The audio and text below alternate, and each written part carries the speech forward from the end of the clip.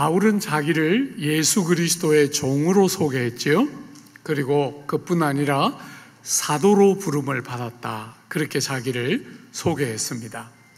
종이고 사도인 바울이 자기의 존재의 목적을 뭐라고 말했죠? 하나님의 복음을 위하여 라고 자기의 존재 목적 혹은 생애 방향성을 복음을 위하여, 하나님의 복음을 위하여 라고 소개했어요. 어떤 면에서 여러분들이 목회자가 아니고 또 선교사가 아닐지라도 여러분이나 저 개인에게도 어떤 면에서 바울의 이 고백은 우리에게도 그대로 적용되는 부분이라 할 수 있을 것 같아요. 우리도 하나님의 복음을 위하여 이 땅에 존재하고 어떤 형태로든지 하나님의 복음을 위하여 생을 살아가고 우리에게 맡기신 여러 일자리와 부르심을 통해서 하나님의 복음을 위하는 삶을 사는 것은 정말 중요한 부름이다, 이렇게 말할 수 있겠죠. 여러분이 중요한, 여러분과 저에게도 그대로 연결되는 하나님의 복음, 그게 뭔가? 하나님의 복음이 도대체 뭔가?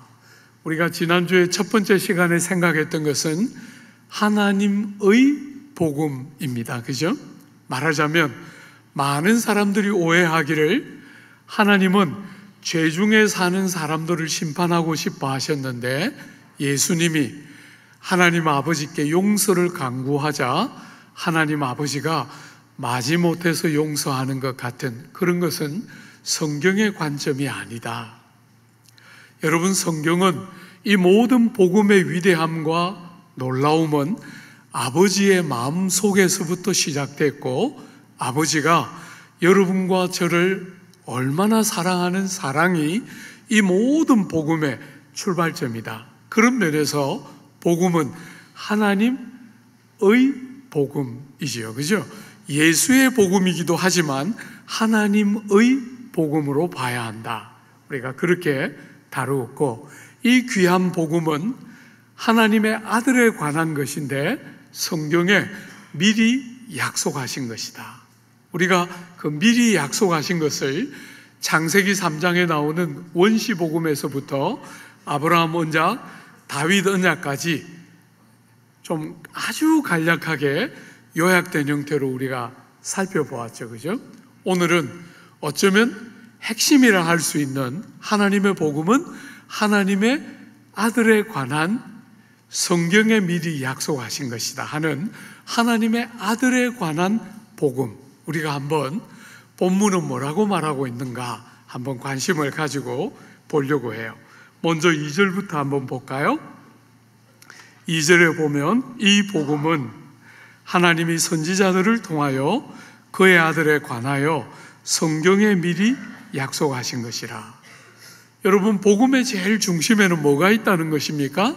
하나님의 아들에 대한 이야기가 있다는 거예요. 하나님의 아들이 복음의 제일 중심에 딱 붙어 있다는 거예요. 여러분, 어떤 면에서 이 부분은 기독교가 다른 종교와 본질적으로 다른 것을 보여주는 대목이기도 해요. 불교는 부처님이 안 계셔도 불교는 존재하지요. 그죠? 그 교훈과 그 여러 덕을 쌓고 도를 깨치는 개념으로 불교는 꼭 부처님이 안 계셔도 존재가 가능해요. 여러분, 유교도 공자님의 가르침이 참 귀한 것이었지만 공자님이 안 계셔도 유교는 존재할 수 있어요. 그런데 기독교는 예수님이 안 계시면 복음이나 기독교 자체가 존재가 안 돼요. 사랑하는 여러분, 우리가 믿는 하나님은 그냥 어딘가에 계신 절대자가 아니라 아들 하나님을 통해서 자기를 드러내신 하나님을 믿는 거거든요. 하나님 자체도 예수와 연결되어 있는 하나님을 믿는 것이에요. 그런 면에서 이런 주제를 여러분 개인의 문제로 한번 적용시켜 보면, 우리가 예수를 믿는다 그럴 때 그 예수 믿음은 막연한 교훈의 동의를 하는 것에 그치는 것이 아니라는 거예요. 여러분이 어떤 성경이 말하는 교훈에 머리를 끄덕이면 여러분이 성도가 되는 것이라고 성경은 말하지 않아요. 여러분이 상당히 이상적이라고 여기는 어떤 삶의 행태들을 동의하면서 어떻게 살기로, 여러분의 삶의 어떤 삶의 방식을 어떤 형태로 가져가고 행하기로 다짐하는 것이 성도가 되는 것이라고 말하지 않아요. 여러분, 성도됨은 교훈도 중요하고 여러분이 어떤 형태로 사는가 하는 것도 필요한 주제이기는 틀림없이 하지만 그게 핵심이 아니고 가장 중요한 자리에 예수님을 믿는가 하는 것이 핵심인 거예요. 사랑하는 여러분, 예수 그리스도가 복음의 제일 중심에 있고 예수를 믿어야 성도가 되는 것이죠. 그죠? 예수를 믿고 그 예수님이 우리를 위하여 행하신 그 은혜의 크고 놀라움을 깨달아서 그 예수님이 우리에게 보여주신 사랑처럼 우리도 주님을 사랑하고 사랑하니까 자연스럽게 닮아가는 거잖아요. 의무라서가 아니고, 그죠? 자연스럽게 사랑하니까 닮아가는, 그게 예수 믿는다 할 때 의미이지요. 사랑하는 여러분, 막연하게 어떤 교훈을 좋아하고 막연하게 어떤 형태의 삶을 살면 성도가 되는 것이 아니고 예수를 믿어야, 예수가 제일 중심에 계시고 그 예수를 믿고 그 예수를 사랑하고 그 예수를 닮아가는 것이 기독교 신앙의 핵심이지요. 사랑하는 여러분, 그런 면에서 3절과 4절은 참 중요하다 이렇게 말할 수 있어요. 이 3절과 4절은 분사구문으로 되어 있어서 3절과 4절이 서로 대조 혹은 비교되고 있는 본문으로 읽어야 읽혀지는 본문이에요. 그러니까 3절도 읽고 4절도 같이 읽어야, 함께 읽어야 제대로 해석이 가능한 본문인 거죠. 한번 볼까요? 3절과 4절 우리 같이 한번 읽어보겠습니다. 그의 아들에 관하여 말하면 육신으로는 다윗의 혈통에서 나셨고 성결의 영으로는 죽은 자 가운데서 부활하사 능력으로 하나님의 아들로 선포되셨으니 곧 우리 주 예수 그리스도시니라. 여러분, 3절에 그의 아들에 관하여는 하고 복음을 소개하면서 육신으로는 다윗의 혈통에서 나셨고 성결의 영으로는 부활하사 능력으로 하나님의 아들로 선포되셨다. 이렇게 지금 두 개를 대조하고 있는 것이죠. 그죠?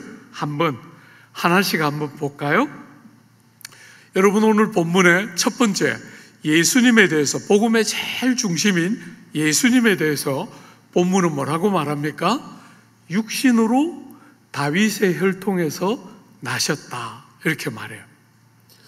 여러분, 예수님은 여러분과 저와 다르게 존재 자체가 이렇게 나신 순간에 존재한 것이 아니고 영원 전부터 아버지와 영원토록 함께 계신 것이잖아요. 그죠?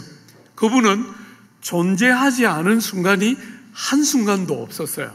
그런데 나셨다라고 표현할 때 사람의 육신으로는 다윗의 혈통에서 나셨다 할 때 이것은 사람의 몸을 가지고 이 땅에 오셨다 이렇게도 말할 수 있는 표현이에요. 사랑하는 여러분, 영원 전부터 아버지와 함께 계시던 그분이 하나님 아버지의 정하신 시간에 사람의 몸을 가지고 이 땅에 우리를 위하여 오셨다. 이게 복음이 말하고 싶어하는 첫 번째 메시지예요. 아버지 하나님께서 모태로부터 어머니의 죄 중에 태어나는 여러분과 저의 곤경과 질고와 고통들을 바라보시고 그냥 내버려 두지 않으시고 아들 하나님이 사람의 몸을 가지고 이 땅에 오시도록 이 땅에 나셨다. 이게 복음의 첫걸음이라는 거예요. 사랑하는 여러분, 성경은 얼마나 많은 곳에서 그 이야기를 강조하나.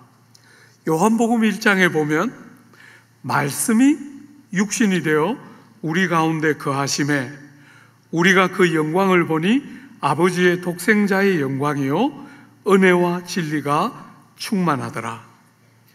영원 전부터 계시던 그 말씀이 육신이 되어서 우리 가운데 오셨는데 우리가 보니까 아버지의 독생자의 영광이요 그분 안에 은혜와 진리가 가득하더라는 거예요.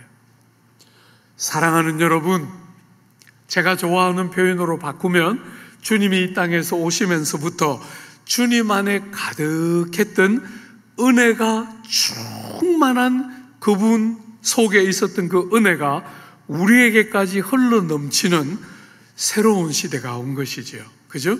그분이 이 땅에 오셨다. 이게 복음의 첫 번째 메시지인데, 여러분, 그분이 육신을 가지고 이 땅에 오셨다.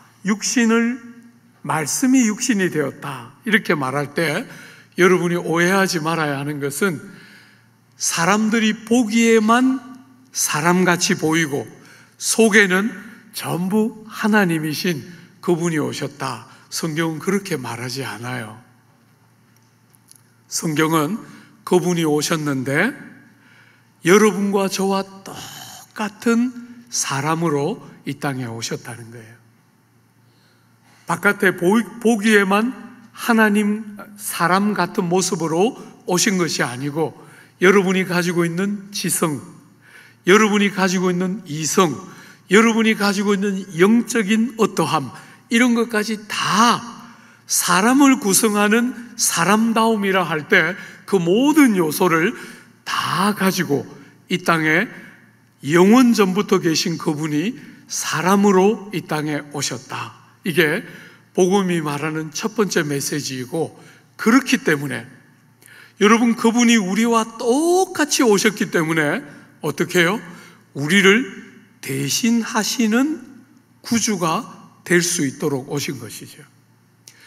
사람이 아닌 어떤 존재가 사람을 대신할 수 없는 거잖아요. 그죠? 우리와 똑같은 몸을 가지고 그분이 우리를 위하여 이 땅에 오셨다. 이게 복음의 첫 번째 이야기예요. 그런데 그렇게 오실 때 어떻게 오셨다고요? 다윗의 혈통으로 나셨다.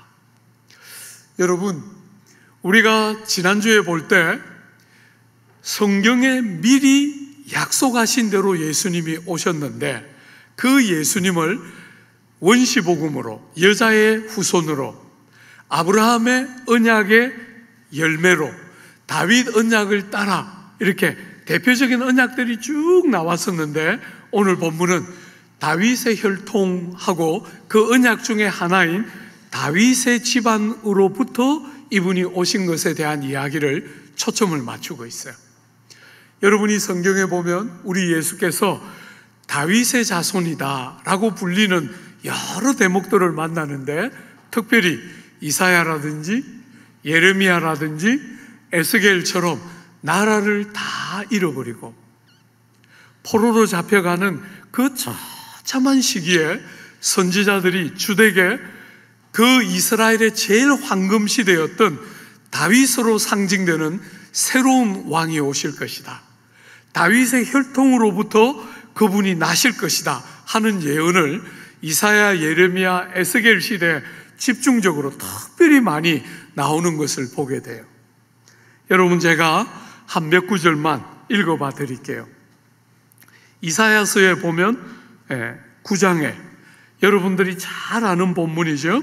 이는 한 아기가 우리에게 낳고 한 아들을 우리에게 주신 바 되었는데 그의 어깨에는 정사를 메었고 그의 이름은 기묘자라, 모사라, 전능하신 하나님이라, 영존하시는 아버지라, 평강의 왕이라 할 것임이라.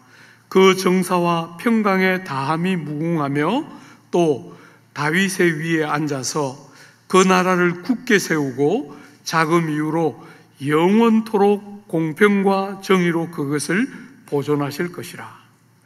여러분, 다윗 언약의 핵심은 두 가지였는데 다윗의 왕위가 영원토록 지속될 것이고 그 나라가 영원히 망하지 않을 것이다 했는데, 이사야가 나라를 다 잃어버리고 포로로 잡혀가기 직전에 이사야가 예언하기를 그분이 오실 것인데, 다윗의 왕위에 앉아서 그 나라를 영원토록 다스릴 그분이 오실 것이다.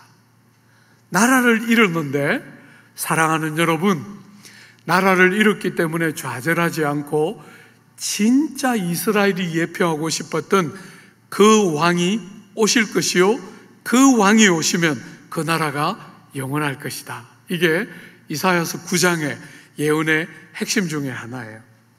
이사야서 11장에 가면 여러분, 이새의 줄기에서 한 싹이 나며 그 뿌리에서 한 가지가 나서 결실할 것이요. 여러분, 이새, 다윗의 아버지 이새 이야기를 하면서 그 싹과 가지에서 한 가지가 나올 거라는 거예요.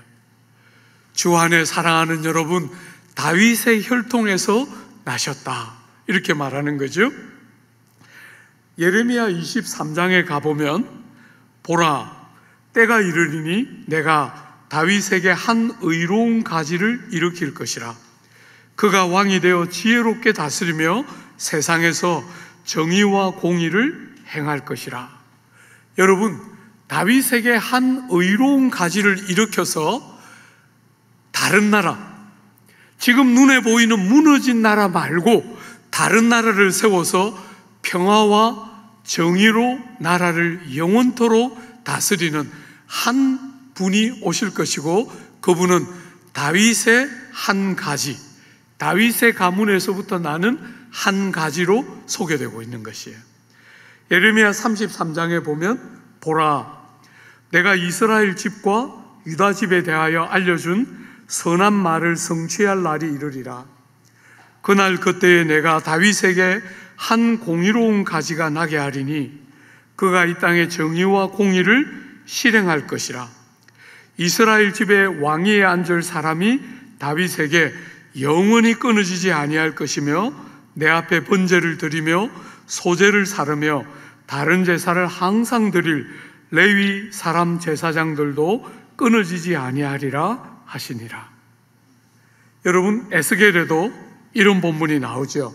34장에 내가 한 목자를 그들 위에 세워 먹이게 하리니 그는 내 종 다윗이라. 그가 그들을 먹이고 그들의 목자가 될지라. 나 여호와는 그들의 하나님이 되고 내 종 다윗은 그들 중에 왕이 되리라. 나 여호와의 말이니라. 나라를 다 빼앗겼는데,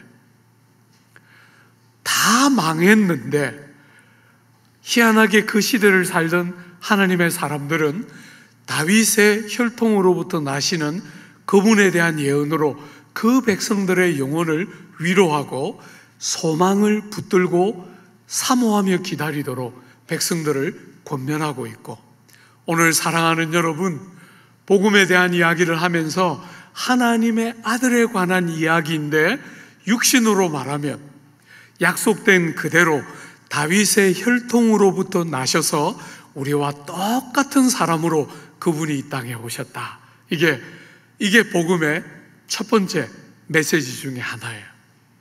두 번째, 여러분 4절 한번 보세요. 성결의 영으로는 죽은 자 가운데서 부활하사 능력으로 하나님의 아들로 선포되셨다. 여러분, 굉장히 논란이 많은 구절이에요.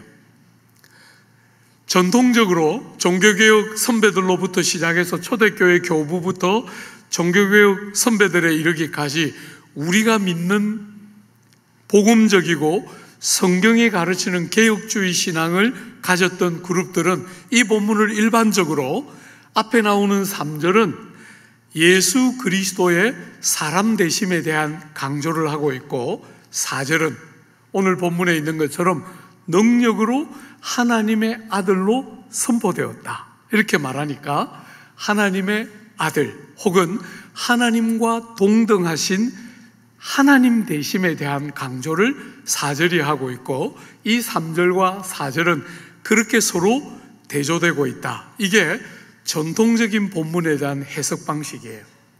저도 개인적으로 이런 관점이 오늘 본문에 더 잘 어울린다, 저는 개인적으로 그렇게 생각해요. 그런데 여러분들 중에 좋아하시는 분들이 계실 텐데, 존 스타트를 비롯한 오늘 현대의 적지 않은 복음주의자들은 본문에 성결의 영으로는 할 때 이런 표현은 바울이 잘 안 쓰는 표현이에요.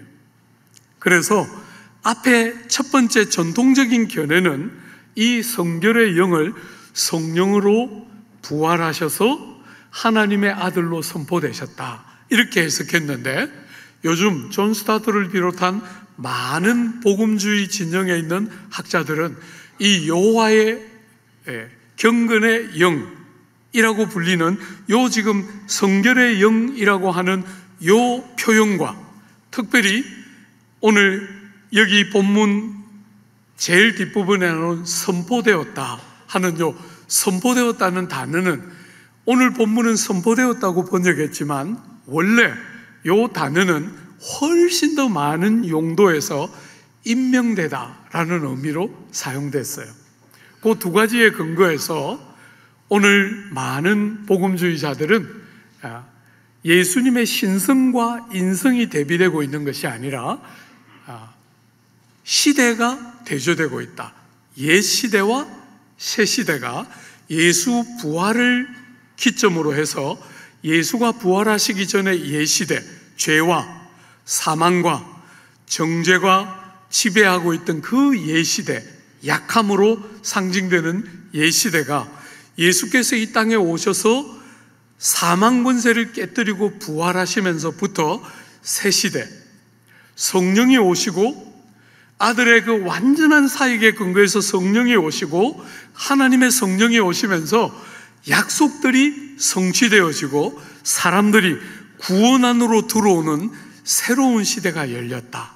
그래서 옛 시대, 육신으로는 하는 것이 옛 시대, 예수님의 약함과 우리 같은 많은 한계를 가진 인생으로 이 땅에 오심, 그래서 가난하고 배고프고 때로는 슬퍼하시고 때로는 목말라 하시고 때로는 피곤해 하시던 그 연약한 시대에 말하자면 육신으로는 그런 모습으로 이 땅을 사셨는데, 부활하신 다음부터 성령이 이 땅에 오시는 새로운 시대가 되면서 권능이 나타나고 하나님의 백성들이 구원을 얻게 되고 하나님의 사람들이 그 모든 어려움과 좌절로부터 위로와 새 힘을 공급받는 새 시대가 열렸다. 이렇게 두 번째 개념으로 해석하고 싶어 하는 것이 오늘 많은 복음주의자들의 대표적인 관점인데, 저는 약간 무리가 있다, 그렇게 생각해요.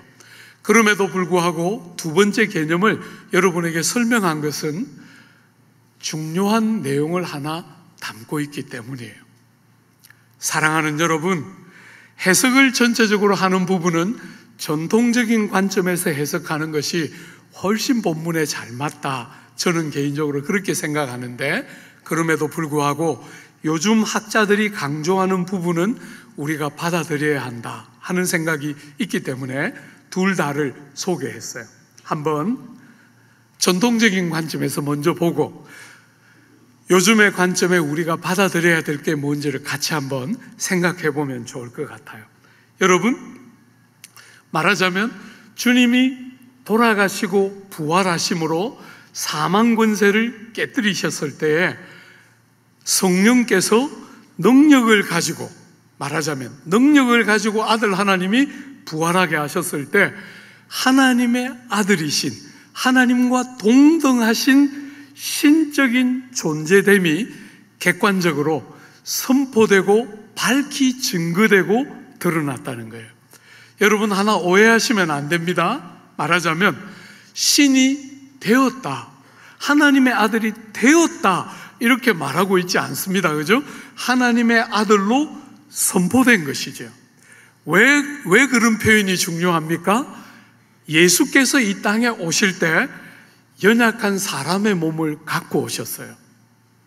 여러분이 아시는 것처럼 아기로 태어나시고 목말라서 우물가에서 여인에게 물 한 잔을 요구하시고 배가 고파하시고 또 많이 우시고, 주님은 어떤 면에서 우리가 가지고 있는 사람의 모습과 똑같이 오셨고 그 사람됨 안에 하나님께서 이 땅에 오실 때 여전히 하나님이심을 멈출 수 없었음에도 불구하고 당신을 비우셨지요. 그죠? 당신을 비우셔서 하나님에게 합당한 영광, 하나님에게 합당한 종기와 권세, 이런 것들을 당신의 것으로 주장하려고 하지 않으시고 비우셨어요. 그래서 연약한 모습으로 이 땅에 오셨지만 주님이 부활하실 때 선명하게 세상이 알도록 드러났다는 거예요.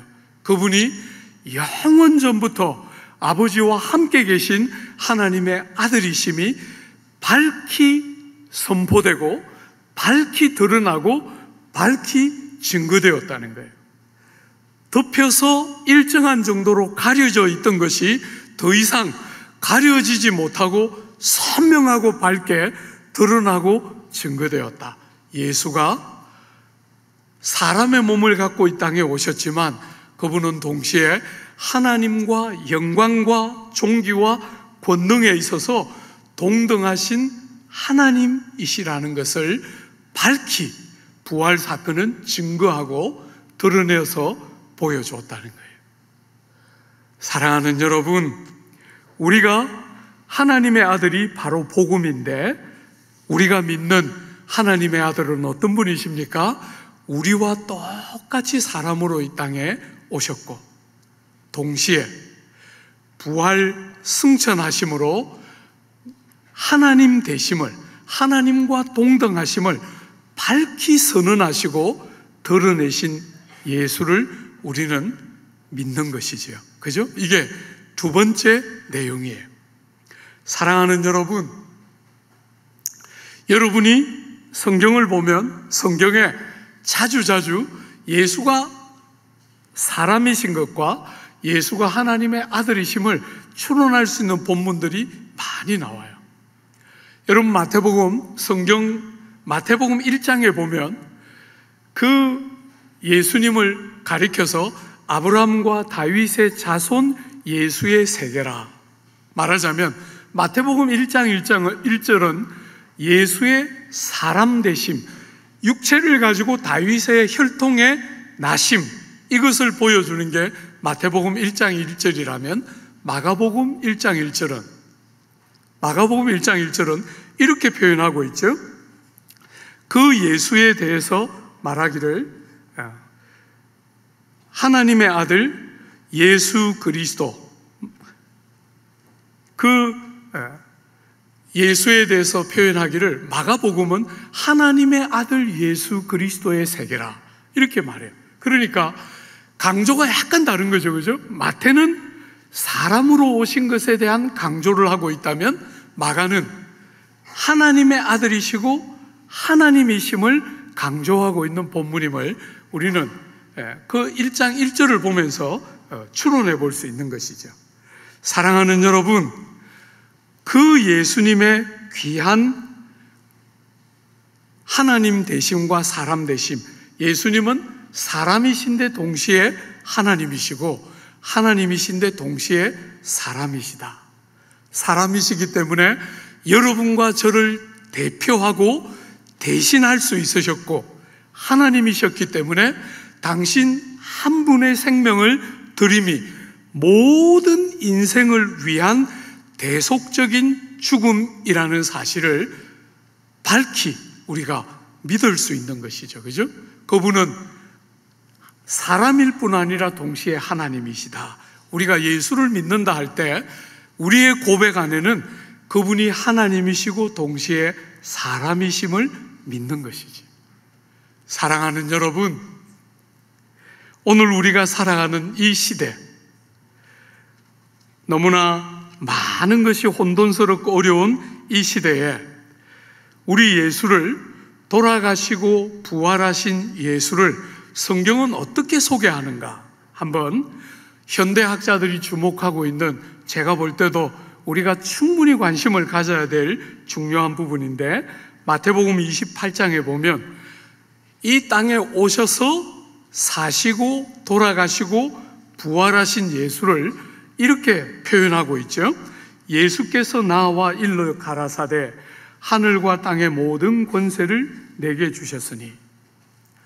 여러분, 예수님은 아주 가난하고 연약한 모습으로 세상을 오셨지만 부활하시고 승천하셔서 그분에게 특별한 지위가 주어졌다. 말하자면 현대 복음주의자들이 예수의 신성과 인성으로 그 본문을 해석하지 않고 옛 시대와 새 시대로 해석할 때 제일 중요한 개념 중에 하나는 하나님의 아들로 선포되었다라고 했던 본문을 임명되었다라고 번역하면서 말하자면 영원 전부터 하나님의 아들이신 그분에게 메시아로서의 왕대심이 임명되었다. 그런 방식으로 그 본문을 해석한 거예요. 저는 그 부분은 어떻게든 살려내야 되겠다, 이런 생각을 해요. 오늘 우리가 예수를 믿는다 할 때 우리의 생각은 자꾸 예수님이 오셔서 돌아가신 예수님만 자꾸 믿어요. 그게 아니고 그렇게 돌아가셔서 부활하신 예수, 죽음과 부활이 복음의 핵심이라고 말할 수 있다면 그 부활이 여러분과 저에게 뭘 가르치고 싶어 하냐면 다시 살아나셔서 메시아로서의 왕이라는 특별한 위치에 높임을 받았다, 임명을 받았다. 원래 하나님의 아들이셨지만 그분에게 특별한 롤이 주어진 거죠. 그죠? 사람의 몸을 입고 이 땅에 와서 사람을 위한 메시아로서의 사역을 맡기심으로 그 메시아됨으로 말미암는 하늘과 땅의 모든 권세가 아버지의 것인데 아들에게 주어지는 특별한 메시아로서의 높임 받으심, 그것을 저는 이 현대학자들이 강조하는 것을 충분히 받아들이고 싶어요. 사랑하는 여러분, 성경은 에베소서 1장에 보면 그 능력이 그리스도 안에서 역사하사 죽은 자들 가운데서 다시 살리시고 하늘에서 자기의 오른편에 앉히사 모든 정사와 권세와 능력과 주관하는 자와 이 세상뿐 아니라 오는 세상에 일컫는 모든 이름 위에 뛰어나게 하시고 또 만물을 그 발 아래 복종하게 하시고 그를 만물 위에 교회의 머리로 주셨느니라. 여러분이 예수가 그냥 하늘에 높여지신 것만이 아니라 특별한 사역을 주셨다는 거예요. 메시아로서, 여러분과 저의 구주로서 특별한 사역을 가지고 모든 정사와 권세와 모든 능력이 다 그분 앞에 굴복하고 왕으로, 다윗 계통의 다윗 혈통을 따라 왕으로 이 땅에 오신 그분이 왕으로 높여주셨고 그게 밝히 드러나고 선포되었다, 이렇게 해석하는 학자들의 일부를 저는 받아들이고 싶은 거예요. 여러분, 빌립보서 2장에도 이렇게 말하고 있죠. 하나님이 그를 지극히 높여 모든 이름 위에 뛰어난 이름을 주사 하늘에 있는 자들과 땅에 있는 자들과 땅 아래에 있는 자들로 모든 무릎을 예수의 이름에 꿇게 하시고 모든 입으로 예수 그리스도를 주라 시인하여 하나님 아버지께 영광을 돌리게 하였느니라. 여러분, 예수가 돌아가시고 다시 살아나시고 하나님 우편에 계실 뿐 아니라 그 우편은 권능의 자리로서 모든 무릎을 꿇리고 온 세상과 만물의 통치자로 앉는 것이 오른쪽인 거예요. 그런 면에서 사랑하는 여러분, 오늘 이렇게 예수의 사람 되심과 예수의 하나님 되심을 말하고 나서 세 번째 나오는 복음을 뭐라고 말하느냐 하면 한번 보십시오. 4절 제일 뒷부분에 곧 우리 주 예수 그리스도시니라.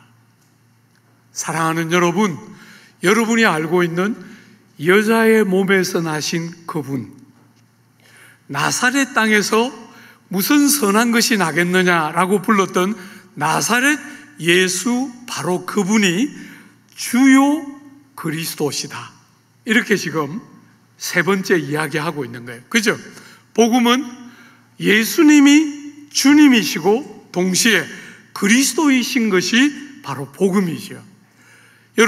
여러분이 예수 세상 계실 때 복음서를 보면 중요한 한 전기가 되는 사건이 나오는데, 가이사랴 빌립보 땅에서 주님이 사람들에게 물어보셨어요. 얘들아, 세상 사람들은 나를 뭐라 그러지? 그렇게 묻고 다시 물으셨어요. 너희들은 나를 뭐라 그래? 하고 물었을 때 베드로가 주는 그리스도시요 살아계신 하나님의 아들이십니다. 그렇게 대답하시자, 여러분, 성경이 말하기를 그때부터 베드로를 비롯한 제자들이 깨닫기 시작했다고 느끼는 그때부터 고난받아 돌아가실 것을 가르치기 시작하세요. 십자가의 의미를 가르치는 거죠. 주 안에 사랑하는 여러분, 오늘 본문하고 베드로의 가이사랴 빌립보의 고백은 거의 비슷한 것이죠. 그죠? 예수께서 우리의 그리스도이시고 예수께서 우리의 주시다. 이렇게 고백하는 것이죠. 사랑하는 여러분, 복음이 뭡니까? 복음은 예수님이 우리의 주님이시다. 어떻게? 구세주이시고 우리를 살리기 위해서 대신 돌아가신 구주이시고, 우리가 그때부터 우리가 주님의 덕분으로 살아날 뿐 아니라 그때부터 영원할 때까지 온 천지와 만물의 왕이시고 우리의 참 주인이시다. 그게 예수가 주시다 하는 고백 안에 들어있는 것이고, 그리스도라는 말은 메시아로서 기름 부음 받은 자라는 뜻이잖아요. 예수님은 우리를 위하여 이 땅에 오시고 우리를 위하여 고난 보시고 우리를 위하여 사망 권세를 깨뜨리신 바로 그 그리스도이십니다 하고 고백하는 것 안에 기독교 복음의 핵심과 중추가 녹아 있는 것이. 사랑하는 여러분, 제가 이렇게 오랫동안 조국 교회를 섬기면서 한 번씩 복음 설교를 가지고 성도들을 불편하게 할 때 많은 성도들이 정말 예수 믿는 사람 맞나 하는 도전들을 할 때 많은 성도들이 자기의 체험을 생각하고 떠올리는 것을 보게 돼요. 여러분들이 교회를 다니면서 다양한 종교적인 체험들을 하는 것은 여러분의 신앙생활에 하나님이 주시는 보너스처럼 참 귀하고 요긴한 것이지만, 그것이 체험이 있다는 것이 여러분이 성도인 증거라고 성경은 말하지 않아요. 여러분이 정말 믿는 사람인가? 여러분이 정말 거듭나서 예수가 주시는 새 생명이 있는가 하는 것의 표시는 종교적인 체험이라고 성경은 말하지 않아요. 사랑하는 여러분, 여러분에게 산상설교를 우리가 같이 다룰 때 산상설교를 거의 마칠 즈음에 7장 뒷부분에 가면 사람들이 예수님께 와서 말했어요. 사람들이 예수님께 와서 주님, 내가 주의 이름으로 권능을 행하고 주의 이름으로 예언을 하고 주의 이름으로 귀신을 내어 쫓았습니다. 그렇게 말할 때 주님 뭐라 그러셨어요? 악한 자들아, 나를 떠나가라. 내가 너희를 도무지 알지 못한다. 주님 그렇게 말씀하셨어요. 여러 종교적인 체험을 주님의 이름으로 권능을 행하고 설교를 하고 병을 고치고 하는데, 조국 교회는 어지간한 사람들이 예수 믿는지 물어보면 체험을 이야기하고, 특별히 병 나았다, 기적을 경험했다, 내가 해왔던 과거를 다 알아맞혔다 이러면서 자꾸 껍벅껍벅 죽어요. 제발 그러지 말고, 생명의 표시는 여러분이 거듭나서 예수가 주는 생명이 여러분 안에 있는 표시는 체험이 아니라, 체험은 많은 경우에 때때로 여러분을 혼란을 일으키기 위해서 다양한 루트로부터 일어날 수 있는 것이기 때문에 체험이 여러분이 예수 믿는 증거가 아니고, 증거는 생명이 있는 모든 사람들에게 당연히 나타나는 열매가 생명의 증거인 거예요. 여러분이 예수를 믿는가? 여러분이 진짜 예수를 고백하고 구주로 모셔드렸는가 하는 것의 표시는 여러분에게 무슨 체험이 있고 없고의 문제가 아니라 주님을 그렇게 믿어서 거듭난 백성다운 열매가 있는가 하는 것이 핵심이라는 거예요.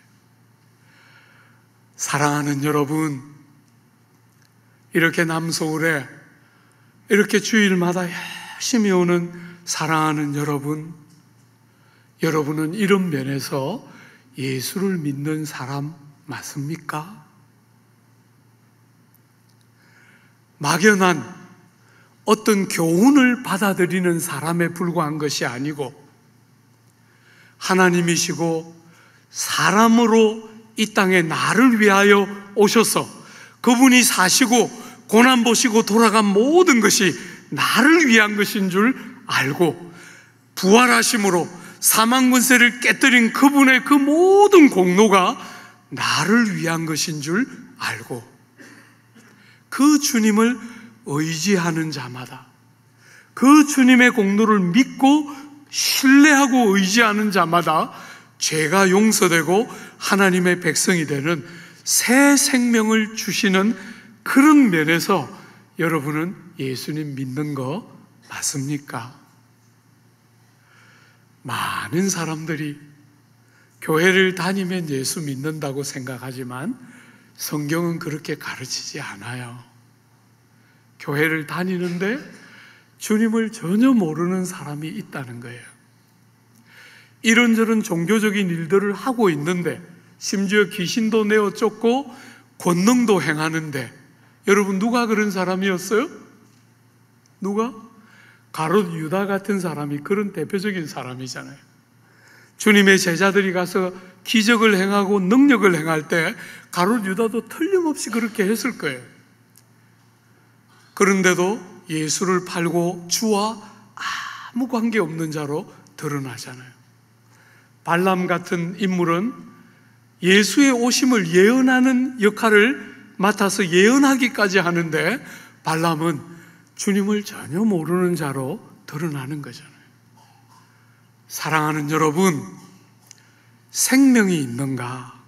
예수를 믿는 자마다 영생이 있다 하셨고, 우리가 어머니와 아버지로부터 받은 생명과 구별되는 다른 생명을 우리에게 주신다 말씀하셨는데, 그 생명이 있는 것은 예수 믿는 모든 자에게 생명을 주시는데, 그 생명은 열매를 가지고 볼 수 있다는 거예요.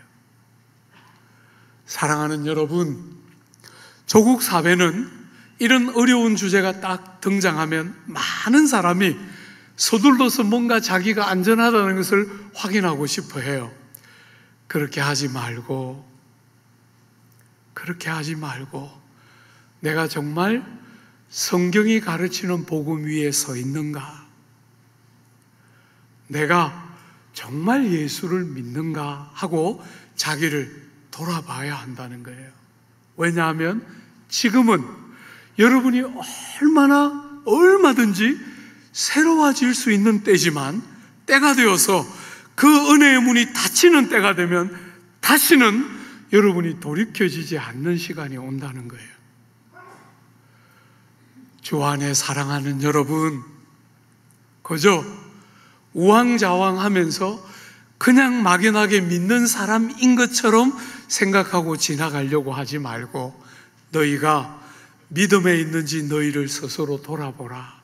성경이 우리에게 권면하고 있는 것처럼, 우리가 이런 본문들을 대할 때 성경이 말하는 바른 복음을 알고 있는지 돌아보고, 우리가 정말 바른 믿음으로 삶을 살아가고 있는지를 다시 점검하고, 열매가 어떤지를 돌아보면서 우리 모든 심령들 속에 하나같이 복음 안에 있는 참된 생명이 허락되고, 조금이라도 내가 그 생명과 멀리 있는 게 아닌가라고 여겨지는 분들이 계시다면 얼마든지 새로운 출발을 할 수 있는 이 복된 때에 그냥 막연한 종교성으로 달려가지 말고 복음의 견고한 토대 위에 자기가 서게 되는 믿음에 서 있는지를 신실하게 돌아보면서 생명 안으로 들어오는 귀하고 복된 은혜가 모든 분들의 심령에 넘쳐나기를 기대하고 축복합니다.